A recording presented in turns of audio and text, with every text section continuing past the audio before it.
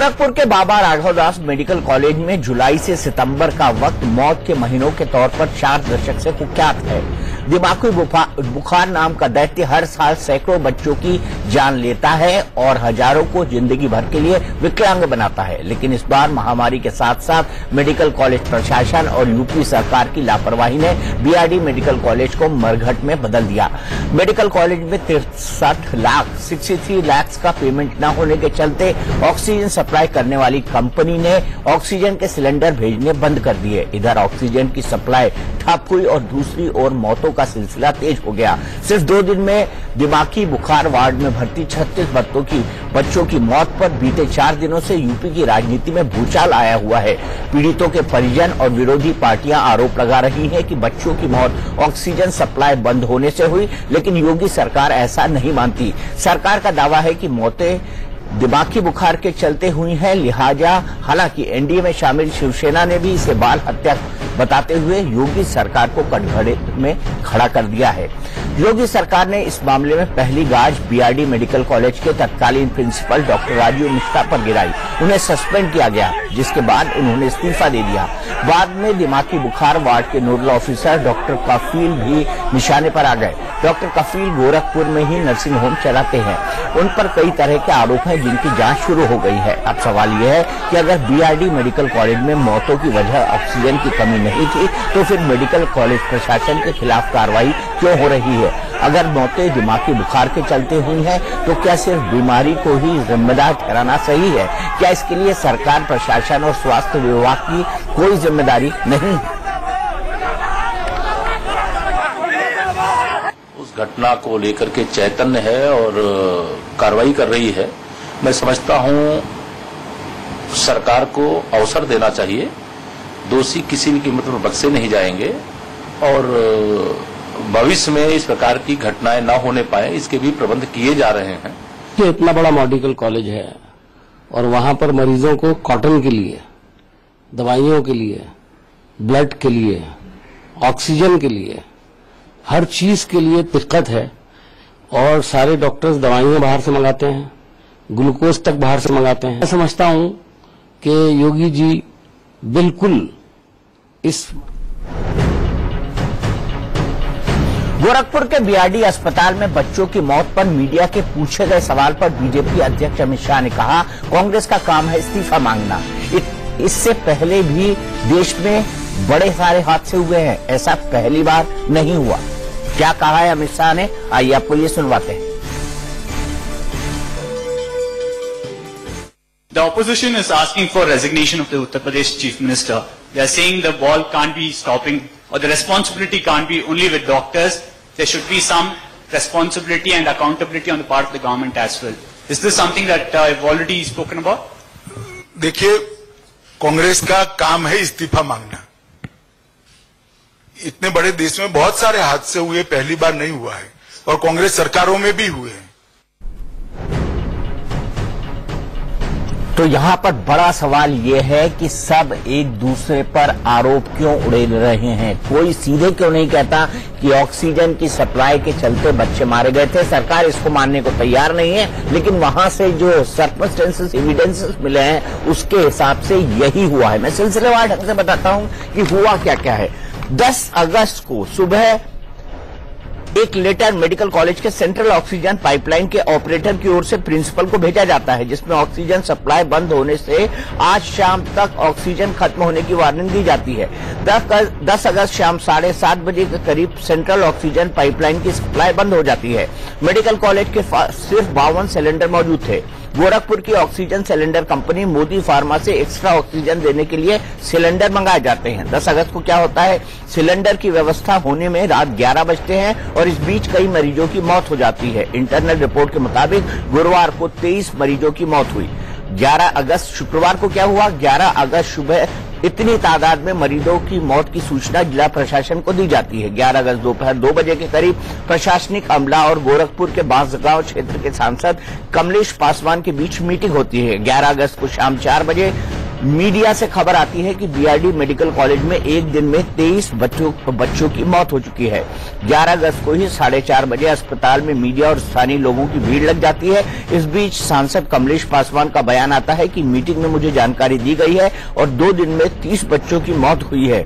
11 अगस्त को 5:30 बजे गोरखपुर के डीएम राजीव रौताला का बयान आता है कि 30 बच्चों की मौत हुई है। हमने मजिस्ट्रियल जांच के आदेश दे दिए हैं। 11 अगस्त को शाम 6:30 बजे यूपी सरकार के प्रवक्ता की ओर से एक लेटर जारी होता है जिसमें ऑक्सीजन की कमी से किसी मरीज के मौत न होने की बात कही जाती है। तो आखिरकार ऑक्सीजन सिलेंडर नहीं था, और अगर ऑक्सीजन का सप्लाई खत्म हो गया था तो उसका वैकल्पिक इंतजाम रात को 11 बजे क्यों हुआ। और तीसरी बात, अगर दिमागी बुखार से भी इतने बच्चे एक साथ मरे हैं तो उसके लिए कौन जिम्मेदार है, ये भी अपने आप में एक बड़ा सवाल है। इसी पर बात करने के लिए हम अपने गेस्टों की आपको सूची दिखाते हैं, कौन कौन इसमें है वो दिखाते हैं। हमारे साथ अभय दुबे जी हैं जो कि कांग्रेस के राष्ट्रीय प्रवक्ता है। हमारे साथ हरीश श्रीवास्तव जी है जो कि बीजेपी उत्तर प्रदेश के प्रवक्ता हैं। हमारे साथ डॉक्टर अनुराग सिंह भदौरिया हैं जो कि स्पोक्स पर्सन है समाजवादी पार्टी के।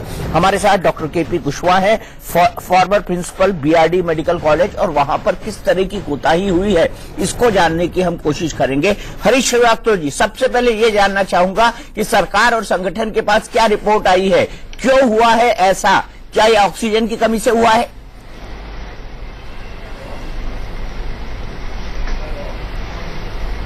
दीपक जी, देखिए, कल माननीय मुख्यमंत्री जी गोरखपुर में थे और गोरखपुर मेडिकल कॉलेज में वो पुनः गए थे। 9 तारीख को पहले भी गए थे मेडिकल कॉलेज में। उन्होंने वहां के प्रिंसिपल से और बाकी लोगों से ये इस बात की जानकारी की थी कि भाई इंसेफेलाइटिस को लेकर के कोई किसी तरह की समस्या, किसी तरह की आवश्यकता, और वहां के मेडिकल कॉलेज के प्रिंसिपल या स्टाफ द्वारा किसी तरह की कोई कमी नहीं बताई गई थी। और ये घटना घटी, उसमें तरह तरह की रिपोर्ट आ रही है। माननीय मुख्यमंत्री जी ने मुख्य सचिव की अध्यक्षता में एक कमेटी बनाई है जिसने जांच शुरू कर दी है। 2-1 दिन में जांच रिपोर्ट आ जाएगी, उसके बाद इसके जितने तथ्य हैं वो सामने आ जाएंगे। और जो प्राथमिक तौर पर जो फीडबैक मिले कि प्रिंसिपल इसके लिए जिम्मेदार हैं, क्योंकि उन्होंने ऑक्सीजन को लेकर के जो भुगतान को लेकर के बात कही जा रही, उसके लिए प्रिंसिपल जिम्मेदार हैं, या वो डॉक्टर काफिल जिनको ये पता था कि 12 बजे की ऑक्सीजन कम है और उसकी आपूर्ति करनी चाहिए, मंगाना चाहिए, और उन्होंने प्रशासन को या मेडिकल कॉलेज के एडमिनिस्ट्रेशन को इसकी बात की जानकारी नहीं दी या वो व्यवस्थाएं नहीं सुनिश्चित की, तो उसके लिए ये दोनों लोग प्रारंभिक तौर पर इन लोगों के खिलाफ निलंबन की कार्रवाई की गई है। जांच के बाद तो सारे तथ्य जब सामने आ जाएंगे कि कहां कौन कौन दोषी है तो और किन कारणों से मौतें हुई हैं, इंसेफेलाइटिस जानलेवा बीमारी है, सब जानते हैं, और लगातार हर वर्षों में मैं एक बात जानना चाहता हूं, हरीश श्रीवास्तव जी, मैं एक बात जानना चाहता हूं, अनेक बार हुआ है। मैं एक बात जानना चाहता हूं आपसे, वो ये है कि माननीय योगी आदित्यनाथ जी गोरखपुर से सांसद भी हैं।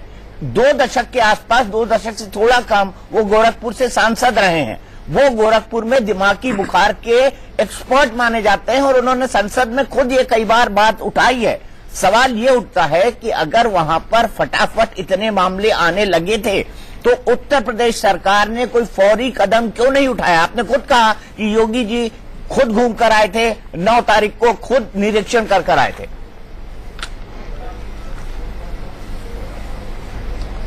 नहीं, दीपक जी, उस इलाके में पूर्वांचल में आप भी गए हैं, वहां ये कुशीनगर, देवरिया, पडरौना, इन सब के बीच में वो बीआरडी मेडिकल कॉलेज ही है जहां इंसेफेलाइटिस के जो पेशेंट हैं वो आते हैं। वहां जो वार्ड है इंसेफेलाइटिस के लिए, बाकी चीजें जो व्यवस्थाएं हैं वो सरकार ने पहले से ही मेडिकल कॉलेज प्रशासन को कहा था, उसकी व्यवस्था पहले से हुई थी।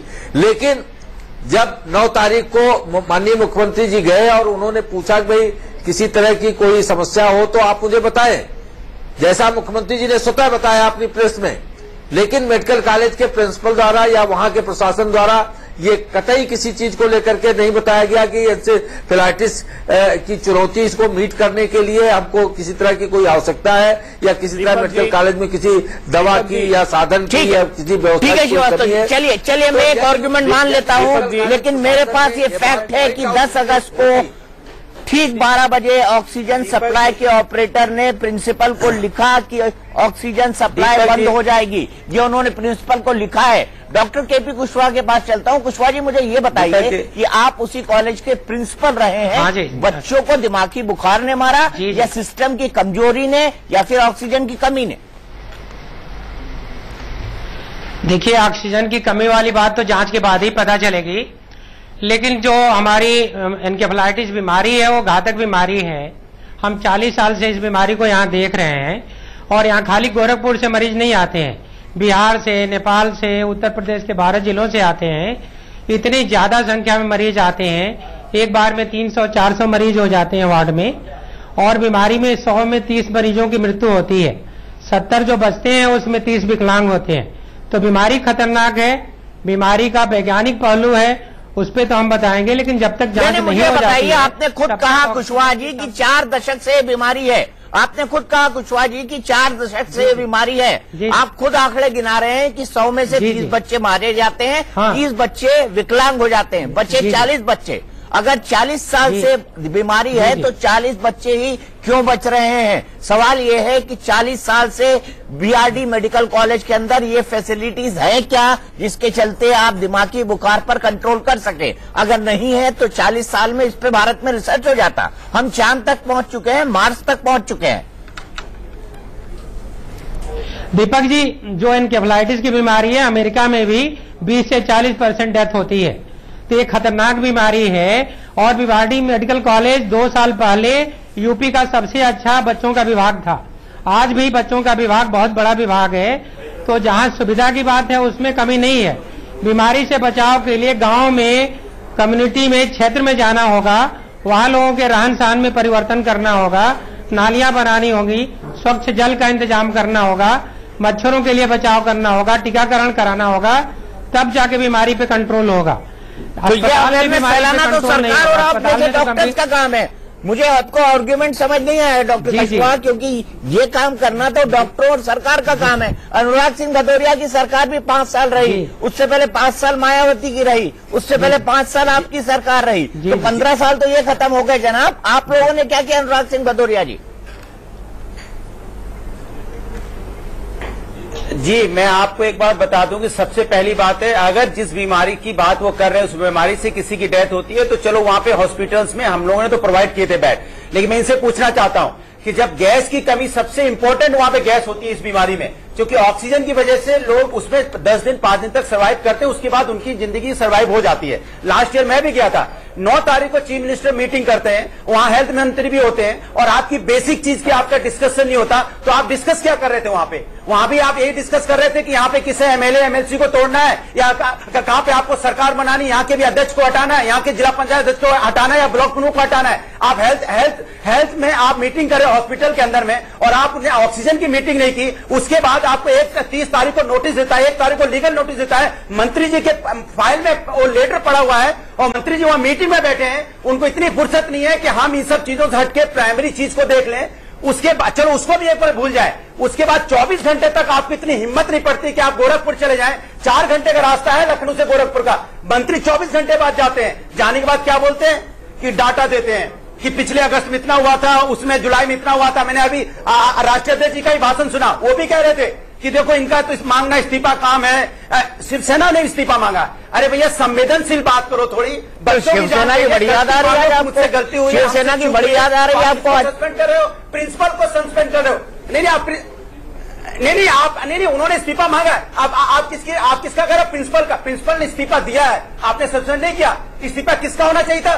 आपको हेल्थ मिनिस्टर को मॉरल रिस्पॉन्सिबिलिटी लेनी चाहिए थी कि मुझसे मेरी ये मॉरल रिस्पॉन्सिबिलिटी है। अरे आपकी सरकार में मॉरल रिस्पॉन्सिबिलिटी लेके कितनों ने इस्तीफे दिए? अनुराग सिंह भदौरिया साहब, लेक्चर देना बड़ा आसान होता है, आपकी सरकार में मॉरल रिस्पॉन्सिबिलिटी लेते हुए कितने लोगों ने इस्तीफे दिए? आजम खान की बहन जब ढूंढ रहे थे आपके सिपाही, जब आजम खान की बहन ढूंढ रहे थे तो आजम खान की मॉरल रिस्पॉन्सिबिलिटी नहीं बनती थी क्या?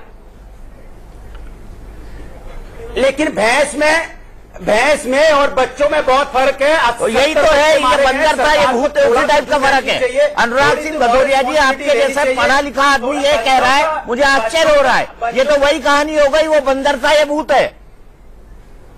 क्यों बच्चों? नहीं, आप अगर कंपेयर करो, उनकी भैंसे ढूंढना पुलिस की प्रायोरिटी है। रामपुर में उनकी भैंसे ढूंढना पुलिस की प्रायोरिटी है। मैं इसी प्रायोरिटी की बात हरीश श्रीवास्तव जी से कर रहा हूँ। मैं इसी प्रायोरिटी की बात हरीश श्रीवास्तव जी से कर रहा हूँ। पुलिस को इस सेंसिटिव मामले को हम जोड़ नहीं सकते। उस घटना से सेंसिटिव आप फंस गए तो आप जोड़ नहीं सकते। आप फंस गए तो आप जोड़ नहीं सकते। मैं तो सबकी कलेक्टिव रिस्पॉन्सिबिलिटी मानता हूँ। मैं किसी को नहीं बख्शूंगा, न समाजवादी को, न कांग्रेस को, न हरीश श्रीवास्तव जी को। मैं सबकी रिस्पॉन्सिबिलिटी मांगता हूँ, और उन डॉक्टर्स की भी जो रिस्पॉन्सिबल पोजीशन पर हैं। हरीश श्रीवास्तव जी, मुझे जवाब दीजिए कि जब 9 तारीख को मुख्यमंत्री जी ने मीटिंग की तो उनको ये नहीं पता था कि 10 तारीख को वहां पर ऑक्सीजन सप्लाई खत्म होने वाली है? क्या बीएडी मेडिकल कॉलेज के प्रिंसिपल ने उनको ये भी नहीं बताया?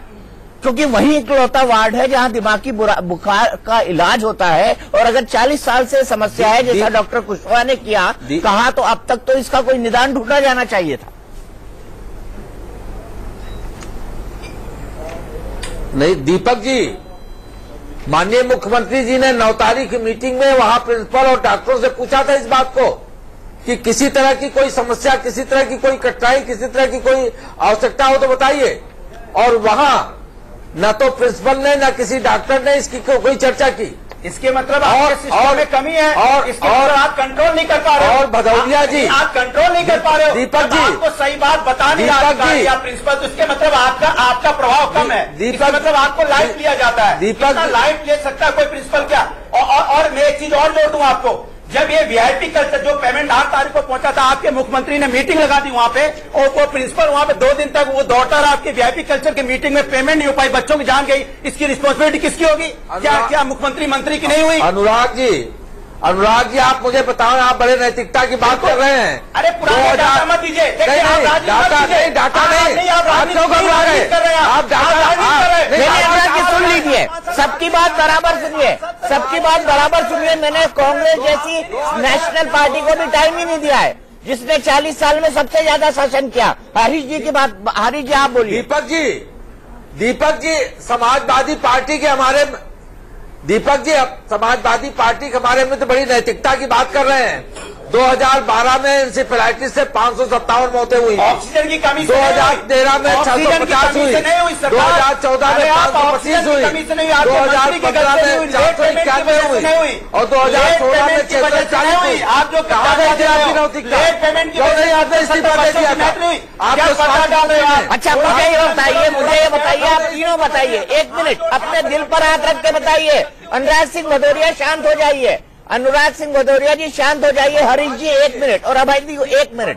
मैं सिर्फ आपको एक सवाल पूछता हूँ, तीनों से पूछूंगा कि क्या सिर्फ एक दूसरे की सरकारों के आंकड़े बताने से ही दिमागी बुखार की बीमारी ठीक हो जाएगी या नहीं हो जाएगी? मुझे ये बता दीजिए।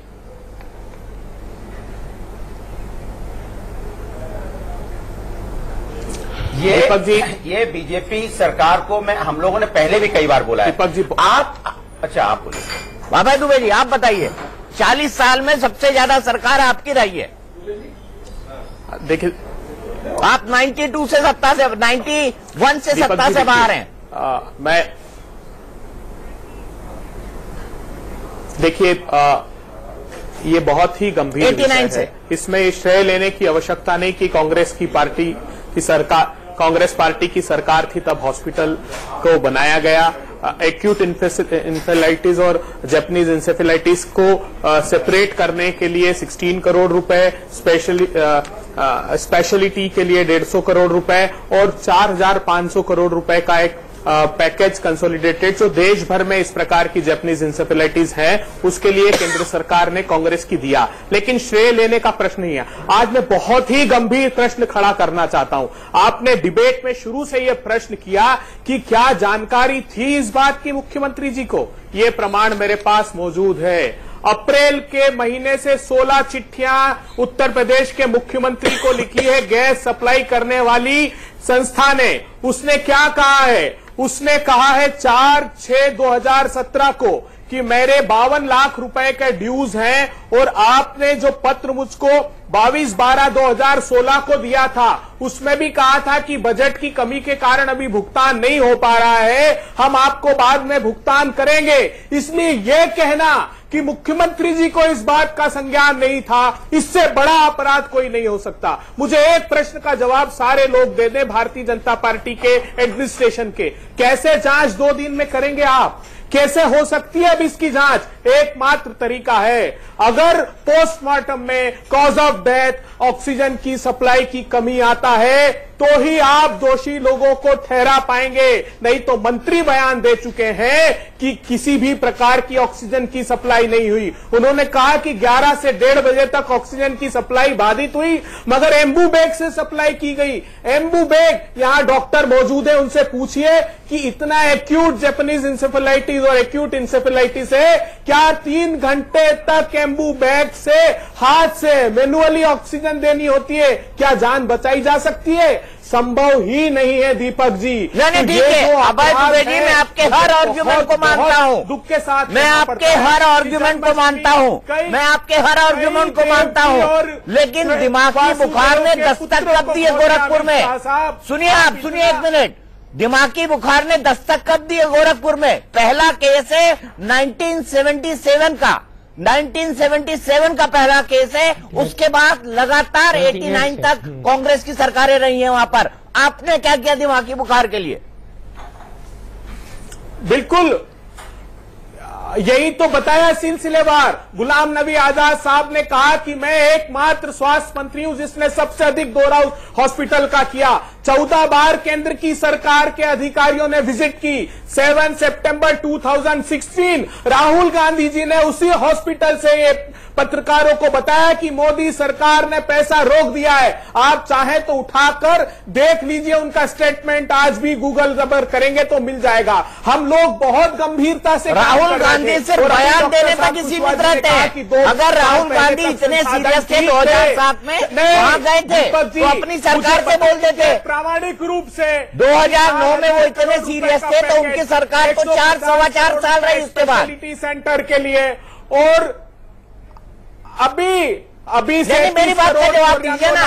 राहुल गांधी जब इतने सीरियस थे वो सिर्फ बयान देते हैं या घूम के आ जाते हैं? क्या उन्होंने अपनी सरकार से फॉलो अप किया कि आपने क्या किया है वहां पर? हमारी सरकार के समय कहा ना, इतिहास साक्षी है, जितना गंभीरता से कांग्रेस पार्टी की सरकार ने उस बीआरडी कॉलेज में जैपनीज इंसेफेलाइटिस को लिया, किसी सरकार में राजनीतिक दृष्टिकोण से वक्तव्य नहीं देता।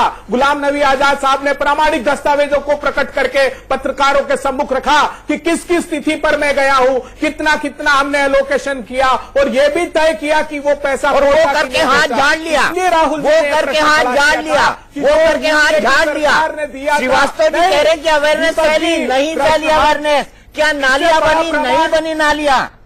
इससे बड़ा प्रमाण हो सकता है मुख्यमंत्री के झूठ बोलने का, इससे बड़ा प्रमाण हो सकता है। यह चिट्ठी है मेरे पास अप्रैल की, और 16 चिट्ठियां मुख्यमंत्री को लिखी है उस सप्लायर ने कि मेरा भुगतान करा दीजिए, गैस की सप्लाई रुक जाएगी, क्योंकि जिस आइनॉक्स कंपनी से लेता है उसको पहले भुगतान करना पड़ता है। यह मोनोपोली बिजनेस है, सब जानते हैं। इसलिए अगर वो भुगतान नहीं करता लगातार 16। चलिए अभय दुबे जी, मैं सिर्फ यही कहूंगा, आप मेरे सवालों को घुमा रहे हैं, आप मेरे सवालों को घुमा रहे हैं। मैंने एग्जैक्टली बता दिया कि कितने साल आप केंद्र में रहे और कितने साल आप उत्तर प्रदेश राज्य में रहे। 1977 से दिमागी बुखार चल रहा है। मैं आपसे ये जानना चाहता हूँ हरीश श्रीवास्तव जी, मैं केपी कुशवाहा जी के पास जाऊं, मैं केपी कुशवाहा जी के पास जाऊं, उससे पहले हरीश श्रीवास्तव जी मैं ये जानना चाहता हूँ कि योगी आदित्यनाथ जी गोरखपुर की धड़कनों से परिचित है, गोरखपुर के समस्याओं से परिचित है, फिर इनके ध्यान से इतना बड़ा मुद्दा कैसे निकल गया? सिद्धार्थनाथ सिंह इलाहाबाद से जीतते हैं जो बहुत दूर नहीं है गोरखपुर से, और आज उसी इलाहाबाद विश्वविद्यालय के छात्रों ने उनके घर के ऊपर अंडे फेंके। मैं आपसे यह जानना चाहता हूं कि आखिर ये क्या है? क्या गोरखपुर जैसे शहर की, जिससे खुद मुख्यमंत्री आते हैं, वो धड़कन भी नहीं समझ पाए?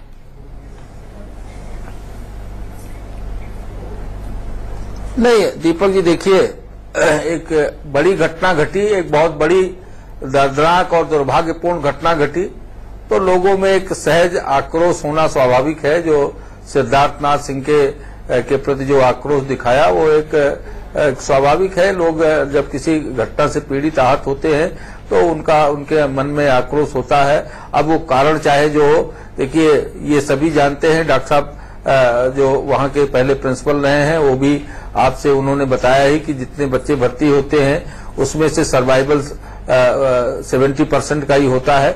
जानलेवा बीमारी है। और गोरखपुर तो चलिए, हम उत्तर प्रदेश का पूर्वांचल है, पिछड़ा इलाका है, बहुत सारी बातें आती है कि गंदगी के कारण वहां ये रोग फैलता है, जो स्वच्छ पानी नहीं है, और या जो पानी स्टैंड बाई करता है बरसात का, उसके नाते जो विषाणु पैदा होते हैं उसके कारण ये बीमारी पैदा होती है। लेकिन डॉक्टर साहब अभी बता रहे थे कि अमेरिका में भी इस रोग में सर्वाइवल 40-50% लोगों का नहीं हो पाता। तो ये इस पे लगातार भारत सरकार भी काम कर रही है। तमाम संस्थाएं, डीआरडीओ तक, डीआरडीओ फिक्की ने ज्वाइंट प्रोजेक्ट बना करके पूर्वांचल में ये भी जापानी इंसेफेलाइटिस क्यों होता है, इसका निदान क्या है, इस पे काफी दिन तक डीआरडीओ भी काम करती रही है। सर साहब को पता था कि नहीं पता था? मुख्यमंत्री जी लगातार इधर उधर की बात करना बंद कर दीजिए। आप बताइए पता था कि नहीं? ये चिट्ठी है प्रामाणिक रूप से। हरी जी कर रहे हैं, ये नहीं बताएंगे कि 16 पत्र लिखे आपको निरंतर। अभय जी, मुख्यमंत्री जी इनके उसी इलाके से आते हैं। नहीं, मुख्यमंत्री जी उसी इलाके से आते हैं, इसलिए वहाँ लेकिन सत्ता में भूल रहे हो। इसीलिए दीपक जी गोरखपुर भूलने जा रहा है, क्योंकि उनको जिला गोरखपुर को तोड़ने जा रहा है, उनको राजनीति भूल गए, इसीलिए भूलने जा रहा है मुख्यमंत्री जी। मेरे ख्याल से पॉलिटिकल डिस्कोर्स बंद करना चाहिए, हमको पॉलिटिकल बातें नहीं करनी चाहिए। मुद्दे पर आते हैं, किसने सॉल्व करने के लिए क्या किया, किसने सॉल्व करने के क्या किया, मुद्दे पर आते हैं सर, मुद्दे पर आते हैं। दीपक जी, मुद्दे को हर कोई इग्नोर कर रहा है, फिर भी मुद्दे को हर कोई इग्नोर कर रहा है। मैं डॉक्टर कुशवाहा के पास जाऊंगा। डॉक्टर कुशवाहा, एक मिनट अभय, एक मिनट। मैं आप सबको एक आंकड़ा बताना चाहता हूँ। मैं आपको एक आंकड़ा, भदौरिया जी एक मिनट, हरीश जी चुप हो गए हैं। अभय एक मिनट, मैं आपको एक आंकड़ा बताना चाहता हूँ जो शायद आपके लिए भी चौंकाने वाला हो। गोरखपुर, जिसकी आबादी लगभग 20 लाख की है, वहां पर मृत्यु दर विश्व के 10 सबसे बुरे देशों में सबसे ज्यादा है, और वहां की शिशु मृत्यु दर 62 है, 62। 1000 लोगों में से 62 बच्चे, वहां शिशु मृत्यु दर 1000 बच्चे जो पैदा होते हैं उसमें से 62 बच्चे हर साल मरते हैं जापानी बुखार से या दूसरी बीमारियों से। मैं आपको ये जानना चाहता हूं, आप गोरखपुर को पिछड़ा कह के बचने की कोशिश कर रहे हैं। कुशवाहा जी, राहुल गांधी ने भी हेलीकॉप्टर भेज दिए थे फॉगिंग के लिए, क्या उन हेलीकॉप्टर से कुछ सर्व हुआ, और कितने संसाधन मिले आपको यूपीए 1 और यूपीए 2 के सरकार में, क्योंकि आप तब भी वहां के प्रिंसिपल थे? देखिए, हम 1978 से वहां पे हैं। 1978 से 2004 तक तो बहुत कुछ इलाज के लिए मेडिकल कॉलेज में नहीं हुआ। 2004 में पहली बार वहां पे आईसीयू की स्थापना के लिए सरकार ने पैसे दिए, और 2005 में आईसीयू बना, सेंट्रल पाइपलाइन का शुरुआत हुआ।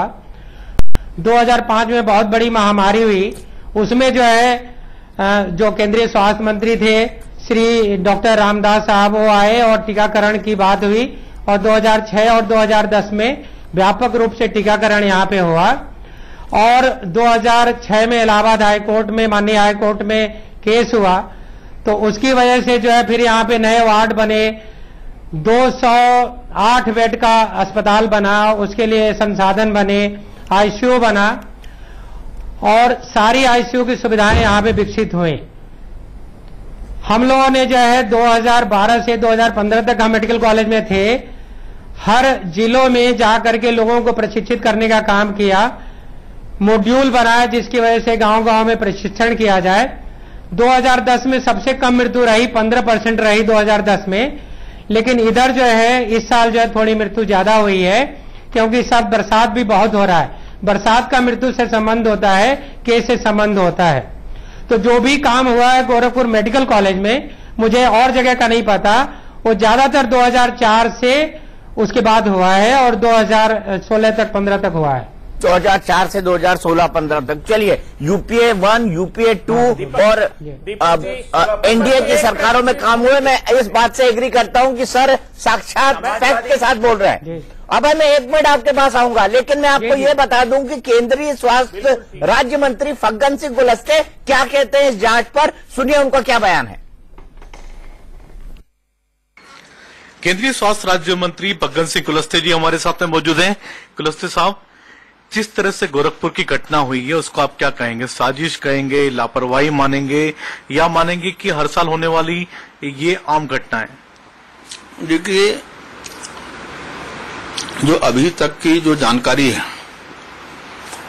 और उस जानकारी के आधार पर मुझे लगता है कि ये घटना ठीक नहीं है और बड़े दुखद घटना है। परंतु घटना के पूरे पृष्ठभूमि को देखेंगे तो 9 तारीख, 9, 10, 11, 12 ये 3-4 दिनों के जो आंकड़े थे और 8 और 7 इसके पहले के आंकड़े देखेंगे तो एक एवरेज आंकड़े अगर देखेंगे तो ऐसा लगता है कि कहीं ना कहीं ये 4 दिनों के 9 से लेकर 12 तक की जो संख्या है, उस संख्या को ने जिस व्यक्ति ने सामने लाया है और इसके कारण एकदम ये घटना इस प्रकार की स्थिति पैदा कर दी। हरीश श्रीवास्तव जी, मैं आपसे ये जानना चाहता हूं, ऐसा कहा जा रहा है कि कमीशन के चलते ऑक्सीजन वाले का पेमेंट नहीं किया था। ये भी कहा जा रहा है कि वहां की जो ऑक्सीजन थी वो जो दिमागी बुखार वार्ड के चीफ है डॉक्टर कफील, उनके नर्सिंग होम में जाया करती थी और उनके नर्सिंग होम में सप्लाई होता था। और गोरखपुर में हर डॉक्टर इसके लिए फेमस है कि वो सरकारी अस्पताल में भी काम करता है और वो प्राइवेट प्रैक्टिस भी करता है और बड़े बड़े नर्सिंग होम बना रखे हैं। जैसे डॉक्टर कफील ने अपनी पत्नी के नाम पे नर्सिंग हॉल खोल रखा है, जो डेंटिस्ट है। मैं आप लोगों से जानना चाहता हूं कि इस अपराध को रोकने के लिए आपने क्या किया? सरकार के गाढ़े पैसे की कमाई भी लें और अपनी कमाई से भी खाएं, और जो थोड़ा पेमेंट करने वाला बच्चा है वो उसको नर्सिंग होम में शिफ्ट कर देते हैं। जो बिल्कुल गरीब है, जो पैसा नहीं दे सकता नर्सिंग होमों का, उसको वो बीआरडी मेडिकल कॉलेज में डाल देते हैं। कुशवाहा साहब मेरी बात से एग्री करेंगे, लेकिन शायद वो आज एग्री ना करें। शरीफ जी बताइए।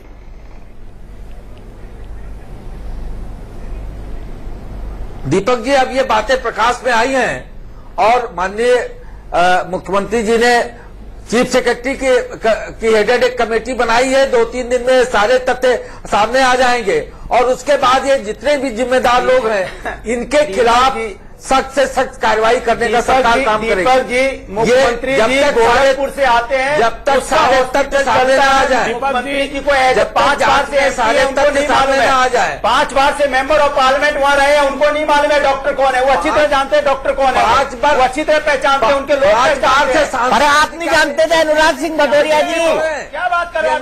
अरे अनुराग सिंह भदौरिया जी, आप नहीं जानते थे क्या ये बात? व्यक्ति को जानता है जो जहां से सांसद होता है, लेकिन अनुराग सिंह भदौरिया जी आपकी पार्टी के भी बड़े कदमों नाम ले सकता हूँ, पर आप ये बताइए क्या आपको ये बात पता नहीं थी? गोरखपुर से लगातार सांसद है और अभी इनके केंद्रीय मंत्री जी वक्तव्य दे रहे थे। आपने देखा कितने आराम से कुछ चबाते जा रहे हैं और बोलते जा रहे हैं। थोड़ा सा दीपक जी इनसे कहिए, मंत्रियों से थोड़ा सा रहम से बात करें। ऐसे चबा रहे हैं कुलस्ते साहब और बोलते जा रहे हैं ये तो डाटा पीछे 4 में ये में। दीपक जी, ये चिट्ठी है होती किसी केंद्रीय मंत्री की, क्या मुंह में कुछ चबाए जा रहे हैं? और 333 किसी बच्चों के बारे में, मृत्यु 22 के बारे में बात 16 की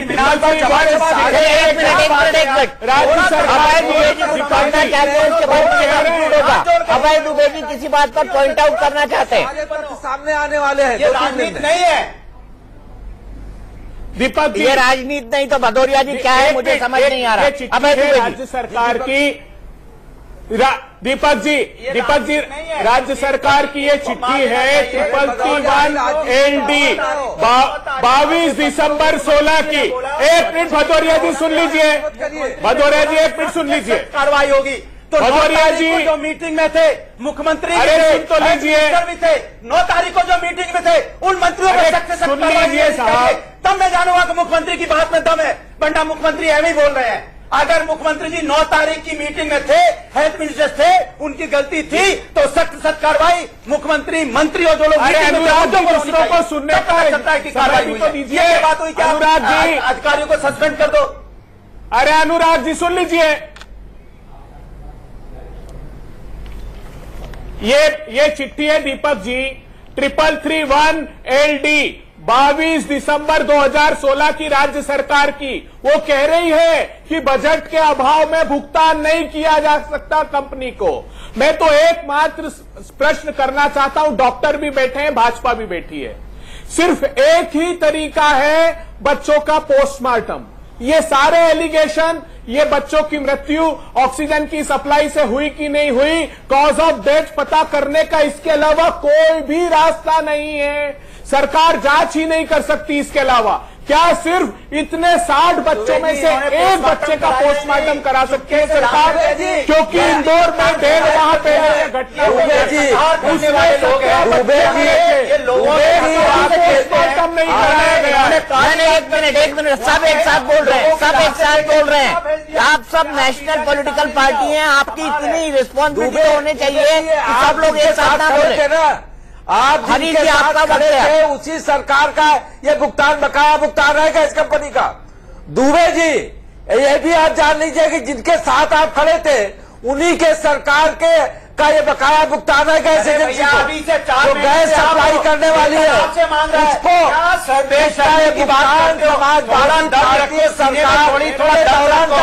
ये भी आप समझिए। खाली उस पर भी राजनीति कर रहे थोड़ा कि पिछले सरकार थी, राजनीति तो समाजवादी पार्टी और कांग्रेस समाजवादी को रोते रोते घर चले जाओगे 5 साल बाद, घर रोड पे दिया समाजवादी तस्वीरें देख लीजिए, अखिलेश यादव पहुंचे हैं, तस्वीरें देख लीजिए, अखिलेश यादव पहुंच रहे हैं।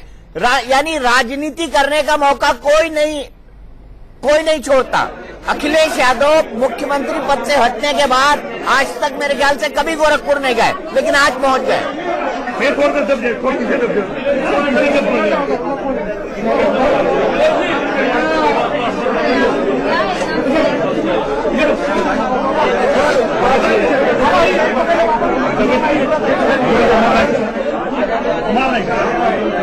ये पीड़ित परिवारों से मिलने पहुंचे हुए हैं, अस्पताल नहीं, पीड़ित परिवारों से मिलने पहुंचे हुए हैं अखिलेश यादव। वहां पर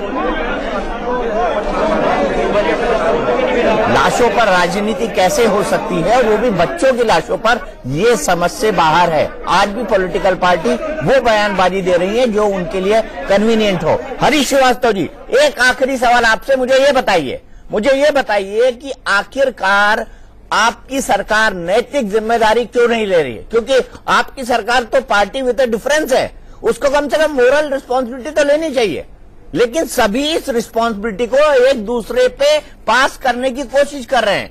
डॉक्टर एडमिनिस्ट्रेशन पे कर रहा है, एडमिनिस्ट्रेशन डॉक्टर पे कर रहा है, सरकार दोनों को क्लीन चिट दे रही है और इंक्वायरी कराने की बात कर रही है। मतलब ये क्या है?